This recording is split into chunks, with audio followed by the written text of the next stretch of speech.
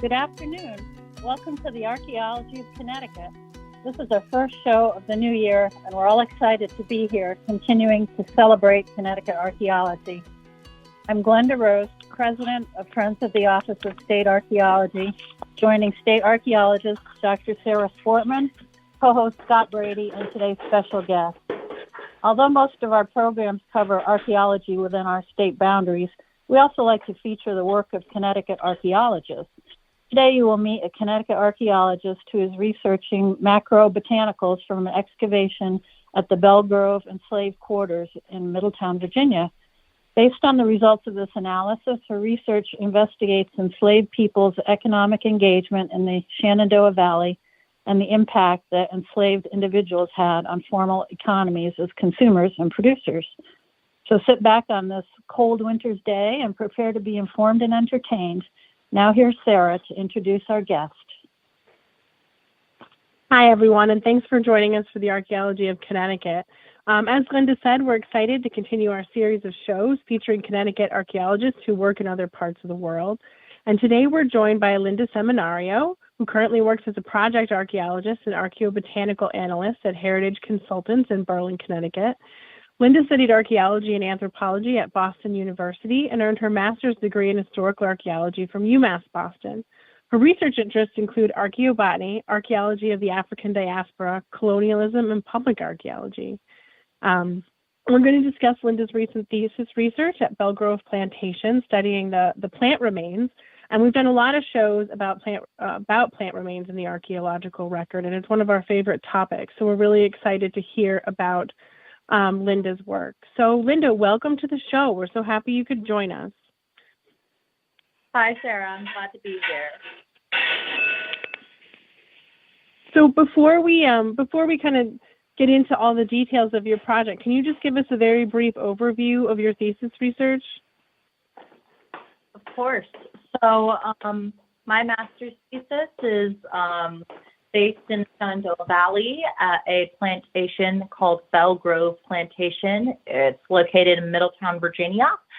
And I was excavating there between 2018 and 2019, which I was actually part of a larger project which extended from 2015 through 2019. That was headed by Matthew Greer, Dr. Matthew Greer. He was running the project for his doctoral dissertation. And during that time, we located a lot of features and a lot of parts of the enslaved quarters of Belle Grove Plantation.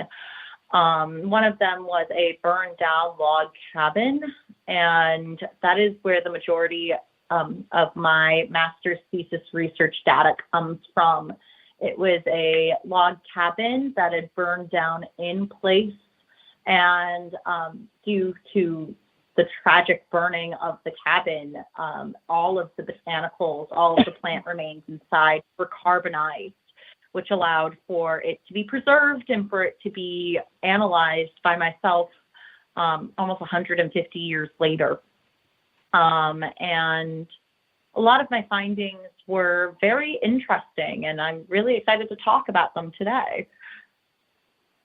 Great, thank you so much. So before we get into the project, as someone who went to school in New England and studied here, can you tell us a little bit about how you got involved with the project down in Virginia?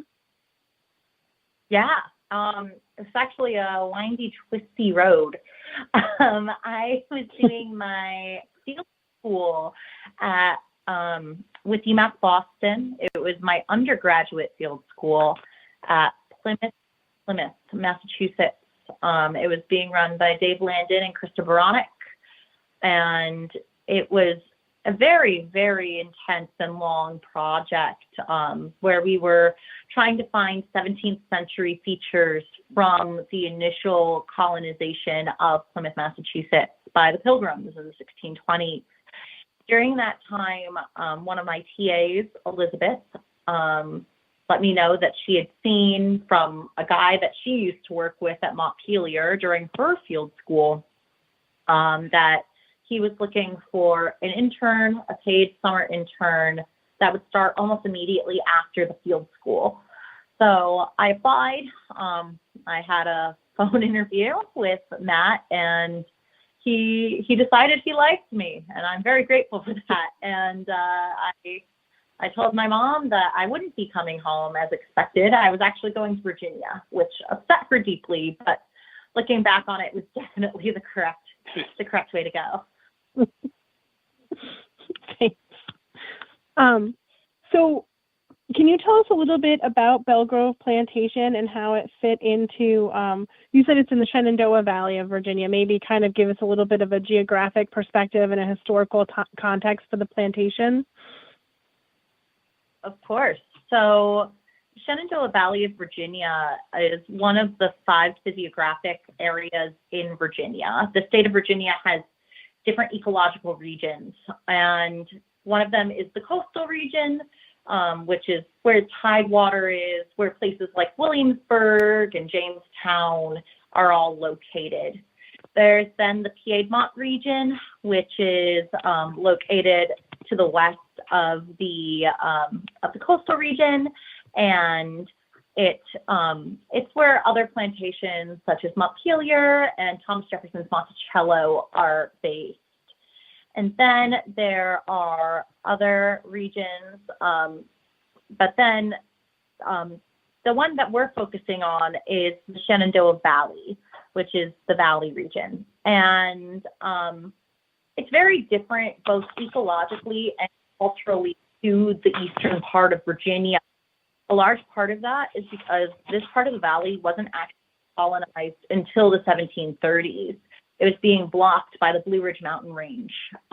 So up until then, as you guys know, Jamestown was founded in the early 1600s, and a lot of British and English colonization of the eastern part of Virginia had taken place by the 1730s, the 1720s, when the valley was initially colonized. But during the 1720s, there was an initial just kind of expedition led to the other side of the Blue Ridge Mountains. They found a path to go through, and they then decided to colonize it. But the majority of people who colonized the Shenandoah Valley were actually from Pennsylvania. They came down the Great Valley, which it's a corridor that goes up the majority of the eastern states. And they came down from Pennsylvania and started to colonize the Shenandoah Valley during the 1730s. And beyond that, it's also very ecologically different and diverse because of the mountain regions that are there. There are certain types of plants that grow in the Shenandoah Valley that don't grow in other parts of Virginia. It's very distinct. And also, it grows different crops than the rest of the state. So the soils that are found there are actually better used for grains and crops of that sort. So wheat, barley, all those kinds of things. And actually during the Civil War, it was known as the breadbasket of the Confederacy. It was a very, very prominent area for grain agriculture, and still continues to be a place that is very prominent for agriculture to this day. Whereas the rest of Virginia, while they did grow some grains, a lot of the plantations in the Piedmont and in the coastal regions of Virginia focused more on cash crops, such as tobacco. So that's another big difference that we can see. However, we're going to go more into these differences in a few moments. Keep this in mind. But the Height family themselves were actually one of the first families to come and colonize the Shenandoah Valley area. And Belle Grove was owned by the Height family. It was originally purchased, and that area was built by Isaac Height Sr. in 1783. And then before, all activities that happened in this area before then are kind of unclear. However, there was a property there beforehand, but we really start knowing more about the site itself by 1783, at which point Isaac Height Sr. bought the land for speculation, and later on, it was gifted to Isaac Height Jr., his son, as a present for his marriage to Nellie Madison, who was the sister of James Madison, who, as we know, would become the future president of the United States. So all of these affluent Virginia families were very much interconnected, even with the Blue Ridge Mountains separating them. And Belle Grove became one of the largest and most affluent plantations in that part of Virginia.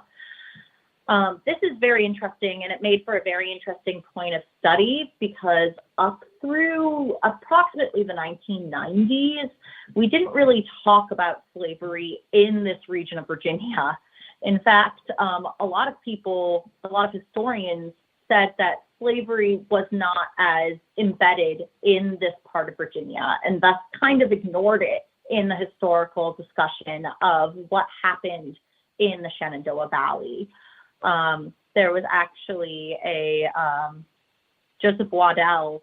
He was a historian and an enslaver, and he famously said that the institution of slavery never had a strong hold upon the people of Augusta. The Scotch-Irish race had no love for it, and the German people were generally averse to it. So when we're discussing slavery in the Shenandoah Valley now,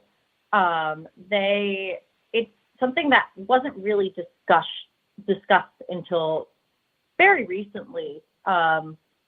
Other reasons that historians gave for why slavery wasn't embedded or entrenched in the region was that the majority of farms in this region were actually small family-owned farms. They were smaller, they weren't large plantations like we're seeing on the Tidewater or in the Piedmont regions of Virginia. Instead, smaller family farms that cultivated grain, which wasn't really a cash crop. It was very important, staple part of the diet, but it wasn't a cash crop like tobacco was. So all of this to being said, Belle Grove Plantation is a very unique place to look when talking about the Shenandoah Valley itself, because it is a very, very large institutional and very visible on the landscape itself, like monument to plantation style of life and like enslavement itself that was happening in the valley. And yes, it was definitely a unique place to look and to think about when we're looking at data for discussing what slavery looks like in this region, which is very, very different culturally and like ecologically to the rest of Virginia. Linda, is there any information on what the population of enslaved people would have been during this time period, or is that kind of lost or not really well understood at this point? There is. Let me find that number for you because I have that number. So approximately by 1830, 20% of the Shenandoah Valley was enslaved. So I want to say approximately 30,000 people. Sorry, I am currently trying to find the table. So in 1790, the total population of the Shenandoah Valley was approximately 85,000 people. The population of people who were enslaved were 11,904 people. So that's 14% of the entire population. And by 1830, the total population of the Shenandoah Valley was 147,000. And the total population of individuals who were enslaved were 31,626. And that just continued to rise through the 1850s. By the 1850s, 35,653 people were enslaved in this region. So when historians are saying that they aren't, like, that their enslavement wasn't entrenched in the region, that is a fallacy. You look at the numbers themselves, and this is 35,000 lives that we are talking about. Do you think that it's kind of taken on that mindset because it was only the larger farms or larger plantations with, abundances of slaves, and you still had farms that were not using enslaved people? Or do you think it's just a fallacy and pretty much all the landowners were using slave labor? Well, it's funny you bring that up. So another interesting part of the Shenandoah Valley and how enslavement worked in the Shenandoah Valley itself is that they had a different labor system. The labor system in the Shenandoah Valley was very much focused on, how do I say this? Well, other parts of the United States and Virginia itself were really focused on,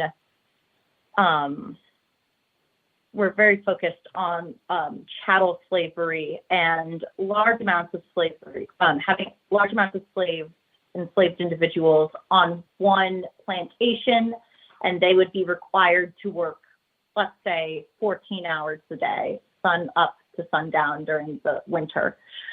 You would be given a certain amount of hours that you have to work.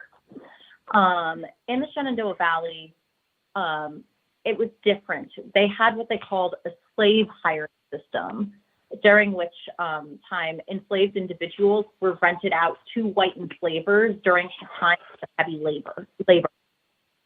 So this usually went with the cycle of the grain agricultural just seasons, during times when harvest needed to happen or threshing needed to happen. People who owned large numbers of enslaved individuals would rent out that labor for, let's say, 5 months at a time. And the person who usually was a small farm owner, had less amount of land, they would rent and purchase that time and that labor.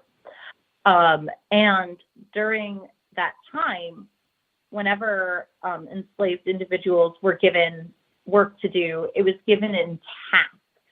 They were told, you have to get this much amount of work done in this day. And it doesn't matter how long it takes, as long as the amount of work gets done.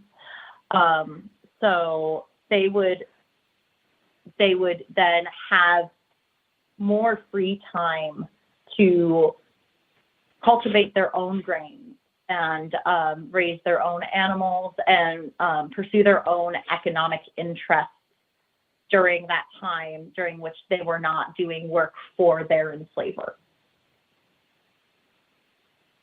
Thanks. That's a really unique system. Yeah, so unique word for it, for sure. Yeah. Yeah. So, how did you, sorry, go ahead. I was going to say, how did you kind of approach this from the perspective of botanical remains, this entire historical context? That's a good question. So the amount of botanicals that were recovered from this feature were astounding.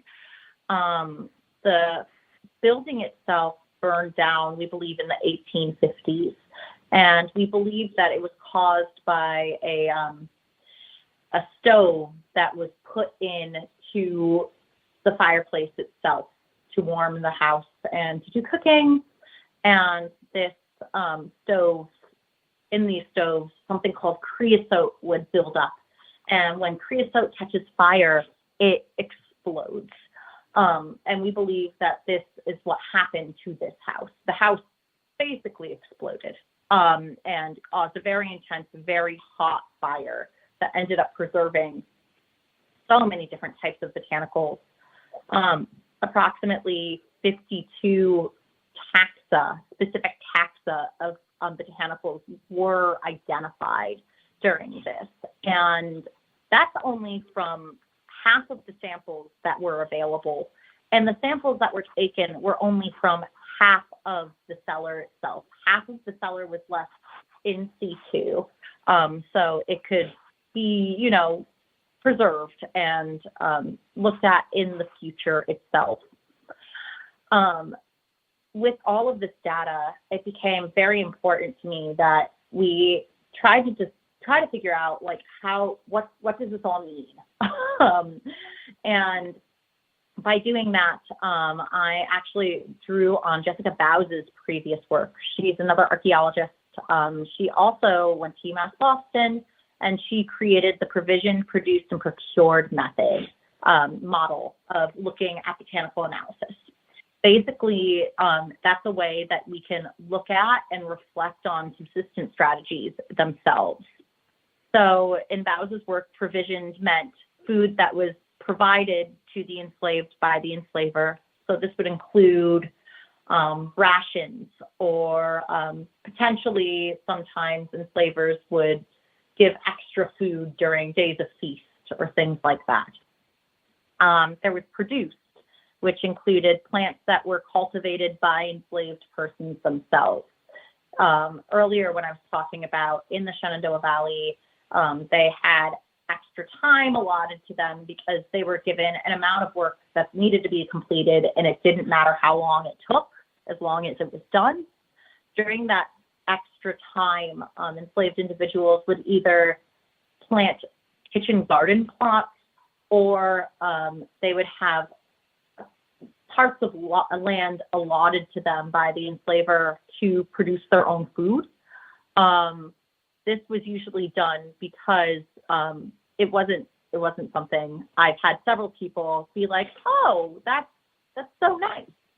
No, it was all very calculated. It was because it is cheaper for a person enslaving them to have that the person themselves grow their food and sustain themselves. It lessened the cost for the enslaver. Something that I think is very important to put out there. The third key was procured, and this included plants that were gathered from the environment surrounding them. This could mean things that were foraged in woods or near rivers surrounding the area in which they lived. It could also mean theft. Any type of getting something that was not growing it themselves or being given to them. I looked at this and I said, I feel something is missing here. And after looking at a lot of merchant records and a lot of primary sources from the time period, from the region, I realized that the thing that was missing was a fourth P, which is purchased. And this meant that this pertained to plants that were obtained through a mutually agreed upon transaction between either two individuals or an individual and an economic entity. So like a company or just a merchant. When we start thinking about purchase power and thinking about, wow, what were enslaved individuals buying? Because we're seeing in merchant records, in these primary sources, that enslaved individuals in the Shenandoah Valley were buying things. They were selling things. If something was purchased with fungible money, that likely also meant that they were selling goods and contributing to the regional economy as consumers. And once we start thinking about botanicals in that lens, it really brings a whole new perspective to what these burned chunks of food debris basically can actually tell us about what life was like for those who were enslaved in the Shenandoah Valley. So what did you find in terms of plant remains? What were people procuring and purchasing and producing? So there were so many plant remains. Like I said before, there were approximately 51 to 52 specific taxa, like unique taxa, recovered from the feature, from the cellar pit. A lot of the things I found, something that was very interesting was that I found a lot of whole grains. So there was a lot of wheat, rye, oats, corn. They were very prevalent within the samples, and corn was the most commonly found. That being said, I think it is reflective of diet. I think they were eating a lot of corn. One, because corn is something that is very easily grown in small plots of land. However, a lot of what we were finding were corn cobs and not actual corn kernels, which is very interesting. It indicates that they were likely processing the corn in a different way, and these corn cobs might have been used as fuel to burn in the stove that eventually ended up exploding and destroying this house. But once you start thinking about the grains using the model itself is very, very fluid. It's really meant to be more of a thought experiment. It's not, oh, something was definitely purchased. Oh, something was definitely procured. It's more of a, okay, let's consider all of the ways that this could have ended up in this context, and what was the different ways that this would have affected the person that was going through the motions to make this happen. So let's talk about the grains as an example. I was like, okay, is this something that could have been provisioned? Looking at the primary records, Isaac Height Jr. kept very, very fastidious records, very, very detailed of the plantation. And there were no records of grains such as wheat, rye, or oats being used as rations. So that indicates to me that this likely wasn't something that was being provided. In fact, Isaac Height Jr. has records of selling additional flour to enslaved workers. And that really indicates to me that any rations would have been previously ground flour or cornmeal, depending on which grain we're talking about. And then, all right, were they produced? Is this something that enslaved individuals themselves were producing and growing themselves? That's definitely possible. Like I said before with the corn example, that's something that's very easily grown in small amounts of land.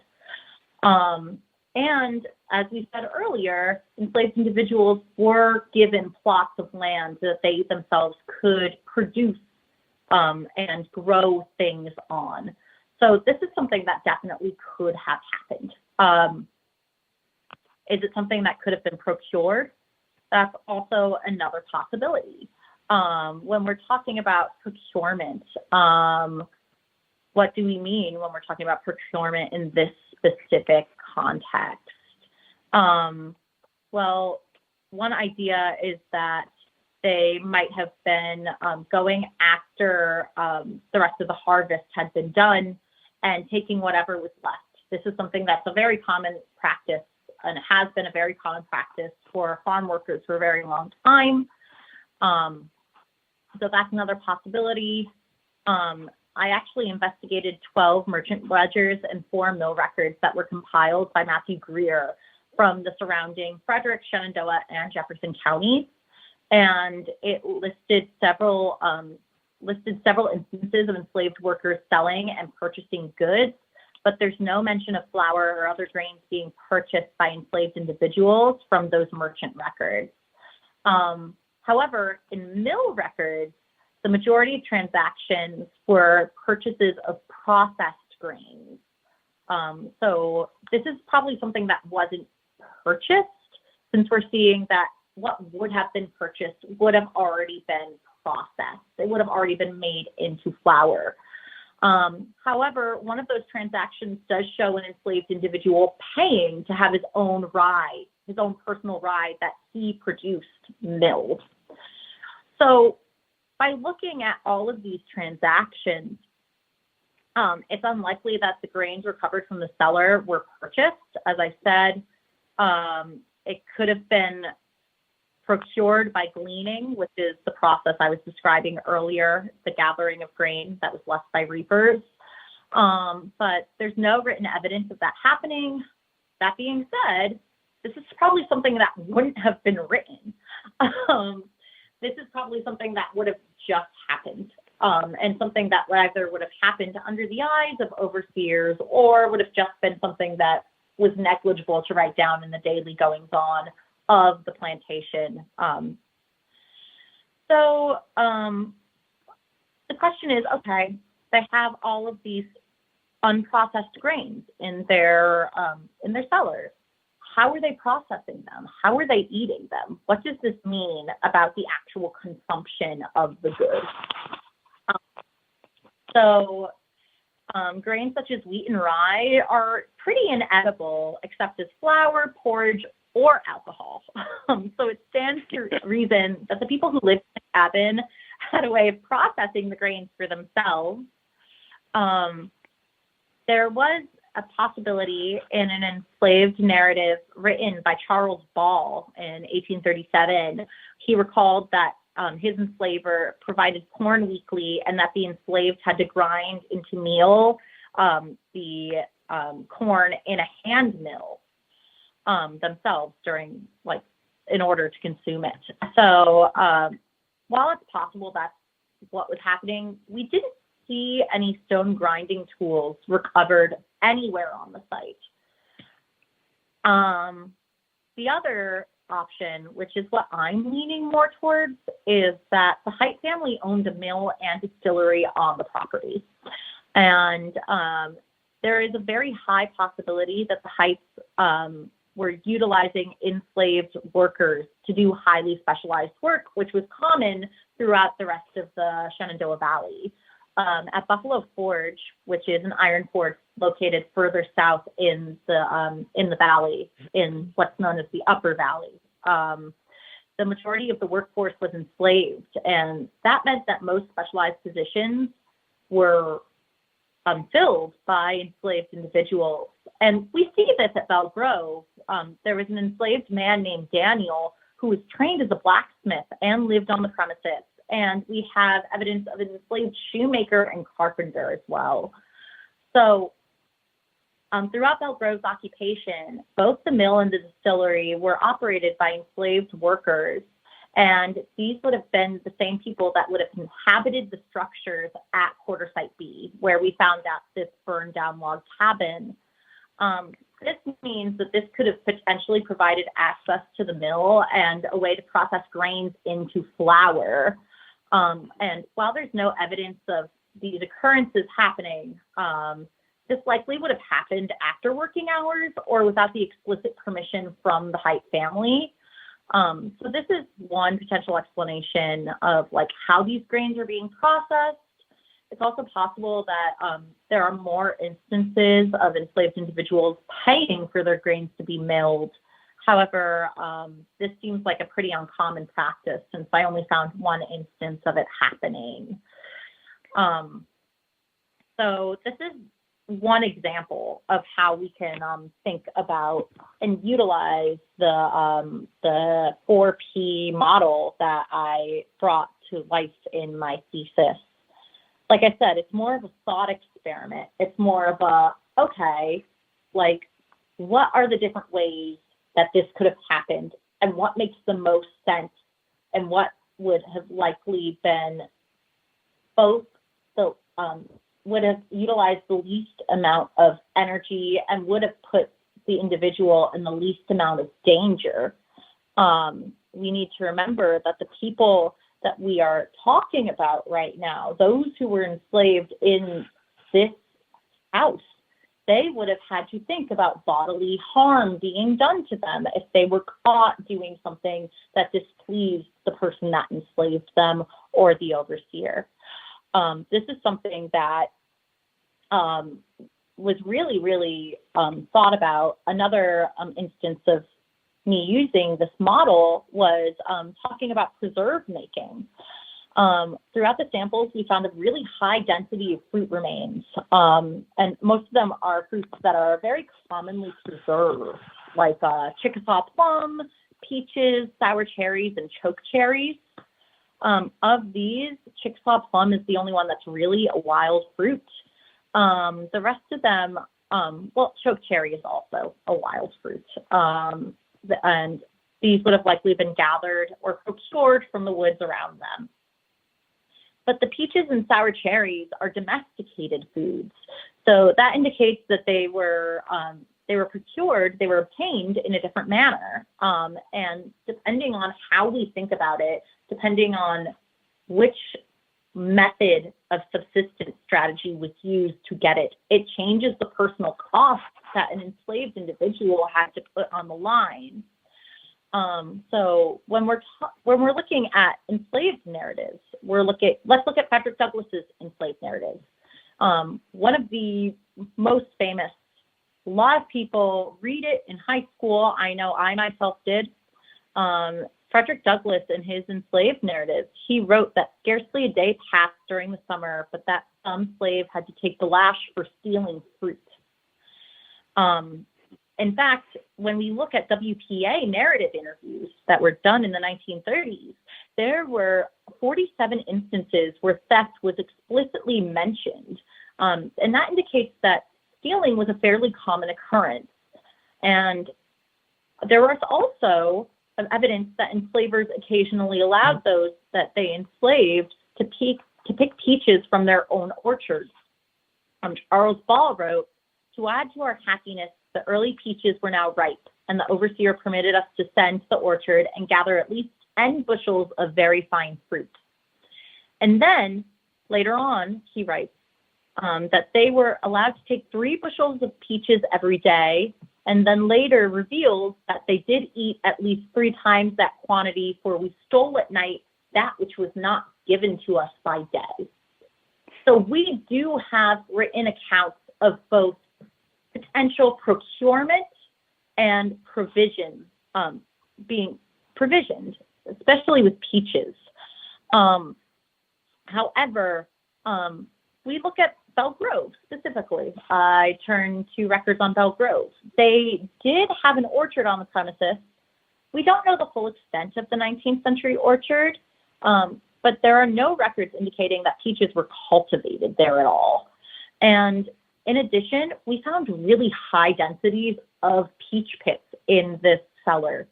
Like, I want to say we found 20 peach pits in total, which makes it seem very unlikely that it was solely a case of theft. Stealing fruit would have had a huge personal cost if a person were caught, and like there was a threat of physical violence. So it seems unlikely that the evidence of such a punishable crime would be left in your own home, especially if you were like storing it for later. It wouldn't be something that you would just put in your house. It would be something that you would eat and then throw away the evidence itself. And then I continued thinking about the model itself. What other possibilities are there?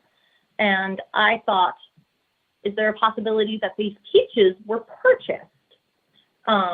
So I went back to the primary records, and in fact, there was a ledger from Buffalo Forge, which I mentioned before, that listed the transactions between the owner of Buffalo Forge, Henry Weaver, and the enslaved workers at the forge. And it listed all the purchases they made.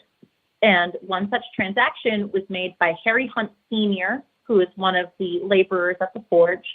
And during that day, he bought half bushel of peaches for $1. So we have written evidence of this occurring in the Shenandoah Valley, a different part of the Shenandoah Valley, but it shows that it was possible that these peaches could have been purchased, and it would have been possible for enslaved Shenandoahans to purchase specialty plant items. this is likely something that wouldn't have been grown in a kitchen garden or, acreage given for crops to be grown. Peaches themselves were very, very, they aren't like apples in that they easily got out of apple orchards and became something that just became naturalized in the wilderness. Peaches don't naturalize quite as easily, and they were considered something that was highly lucrative.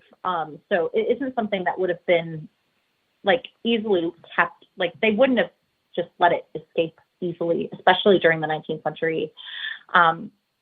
So this is something that would have been considered a specialty plant item. And it shows that enslaved Shenandoahs were able to purchase these types of items for their own personal use. And they were able to affect the local markets with these purchases and their own consumer choices. And yeah, like we then were like, okay, well, how would they keep these peaches fresh? How would they eat them? One such way is that they were utilized to make preserves. Ceramic and residue analysis that was conducted by Matthew Greer indicated that enslaved individuals were making preserves. And previously it had been argued that preserve making for personal consumption was an uncommon food preparation used by enslaved Southerners because the process necessitates large amounts of sugar. And that's not something that was usually provisioned, and it usually came at a large monetary expense. However, when we look at these merchant records, it's clear that enslaved individuals were engaging with the formal economy to purchase goods such as sugar. In a 1795 merchant ledger from a store in Charlestown, which is a nearby town to Middletown, 15% of all the transactions that were made by enslaved individuals were for purchasing sugar. In fact, sugar is listed as a purchase made by enslaved individuals within 8 of the 12 merchant records that were transcribed by Matthew Greer, and within the Weaver Ledger, where we found the purchase of peaches. So the purchase of sugar was something that was occurring, and it demonstrates a few things. First thing is that it shows that enslaved individuals had the ability to gather ingredients to produce preserves, and that added another technique to make food more long-lived.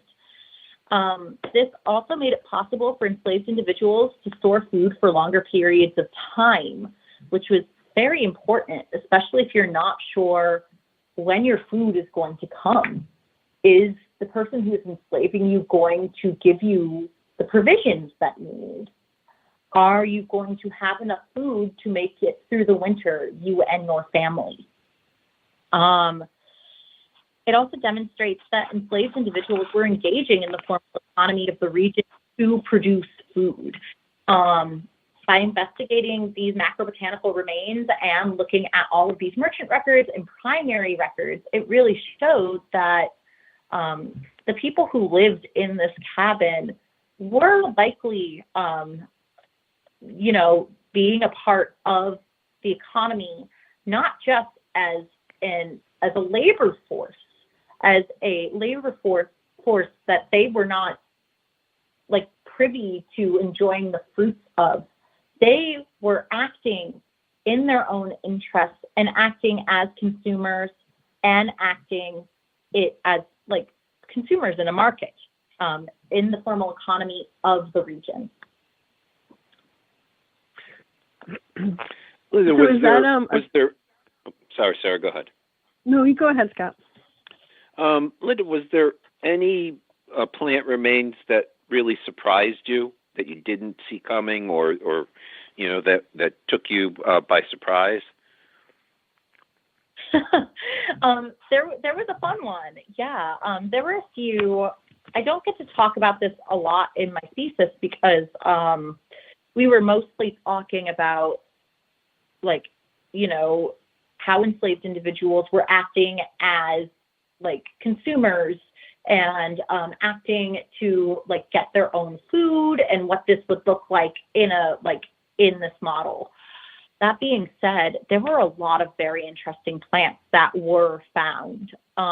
For example, we found a lot of greens that were are weedy greens that would have been procured from the surrounding area. So a lot of black mustard, goosefoot, dock, knotweed, mallow, purslane, smartweed. These would have been very important ways for enslaved individuals to get vitamins that are necessary and were often not provided by what was just provisioned by their enslaver. The one thing that really I enjoyed finding was Jimson weed. Jimson weed is a plant. It's a weed that grows in disturbed soils around fields, and it's technically toxic to humans and can actually cause death in very high doses. However, it actually has multiple cultural uses as a medicine. So Stephen Rosowski, when he was doing his research at Rich Neck Plantation in Virginia, he argued that Jimson weed leaves were smoked to alleviate asthma symptoms, and the seeds could be combined with alcohol to create a narcotic for pain relief and recreational activities.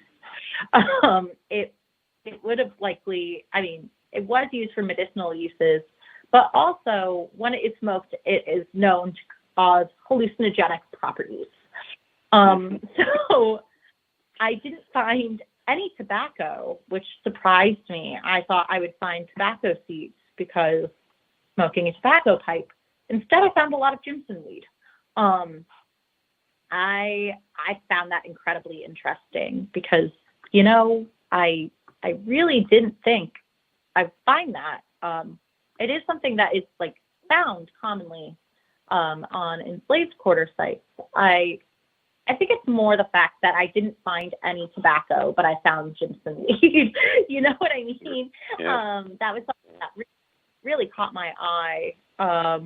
Also, I had high amounts of wild grasses, and that was probably indicative of either using grasses as brooms to sweep, which is something that has been discussed in a lot of discussions of like yard keeping in enslaved homes and enslaved quarters.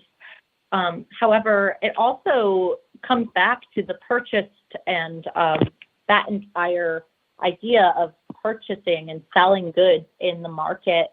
It was part of, we find lots of sedges and wild grasses, and those were used to make baskets and brooms. And in the merchant records, in 1860, it was written down that a young enslaved boy sold a basket for 14 cents. So basket making is a tradition that was carried over from West Africa, where baskets were made by weaving grasses together. And these baskets were then brought to markets for sale. And it really shows the previous examples were really showing that enslaved individuals were able to purchase things. They were purchasing from merchants. However, this is an example of what I'm finding in the assemblage, showing that they were likely also selling goods and were able to have fungible money. And that's massive. That's huge. Oftentimes when we talk about slavery, we don't really talk about how, like, we don't talk about their ability to purchase and sell goods. And something that really spoke to me during my research, in 1856, an enslaved man named Sam Williams, who labored as a master refiner at Buffalo Forge, which we've talked about before, he had a savings account that held $91.31 at a bank. Wow. That's a crazy amount of money. Yeah. Mm-hmm. And his wife, Nancy, had a savings account in her own name that held $61.96. And she earned that, they both earned that by working beyond their daily quota and by selling their own goods. Nancy was actually, she had her own livestock that she then sold. And that accumulated $153.27 in today's money. Well, in 2023 equivalent. So who knows what that means now. But, in 2023, that equated to $5,470 in savings. So when we're talking about this idea of provisioned, procured, purchased, all of it, what we're really talking about subsistence, yes. We're talking about purchase power and selling and affecting regional economies. But we're also talking about, why are you selling things? Why are you buying things? What are you doing with the fungible money that you are getting from selling your own goods? In some cases, you're buying coffee or sugar or peaches to make your life a little better, like a tiny bright spot. But what you're really doing, if you are saving that money, you don't save your money unless you have something to save it for. You are saving for hope. You are saving for a future. You don't save the equivalent of $5,470 and just because. You save it because you are hoping that there is a future where you can use that money to either make yourself a good life, or if it doesn't happen to you, make your children's lives better. And I think that even though this started as just not just a macrobotanical analysis, you're looking at botanicals. A lot of people in archaeology, they sleep on macrobotanical analysis. Something that's usually put secondary. It's a secondary analysis that is put forward. They're like, oh, do we have a little extra money in the budget? Why don't we have someone look at these botanicals? But when we are looking at botanicals, we can find things like this. It can supplement the historical narrative that you already have, and it can show a narrative that wasn't written down.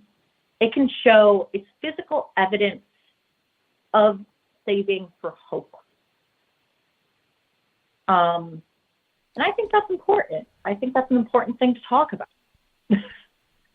No, I agree. And I think that's one of the strengths of historical archaeology, right, is that it can bring us right into people's lives and people's houses at that kind of really granular level and teach us things about things like hope and things like planning for a future and the ways that people were able to do this, even within the structures of enslavement. So I think that's really powerful. And I just want to say, thank you so much for joining us and talking about this. It's been great to learn about it. Oh, no, I had a great time. Thank you for having me. It's always a pleasure.